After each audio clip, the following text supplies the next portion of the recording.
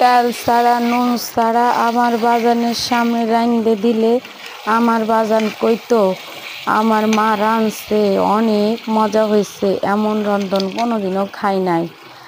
আর আমি শ্বশুরবাড়ি আইসা যদি কোনো দিন একটু 19-20 হয়েছে রন্ধনে, তাইলে আমার বরে আমারে কি কইছে জানেন?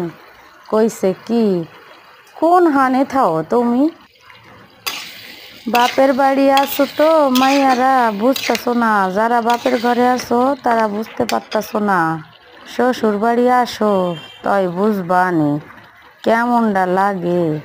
আমি আমার নিজের কথাই কই, যখন আমার বাপের ঘরে ছিলাম সারাদিন ঘুরে ঘুরে বেড়াইছি, মারে কইছি মা খাওন দাও, এটা ভালোই নি খাবো না। কিন্তু এখন তো এইসব করলে চলে না।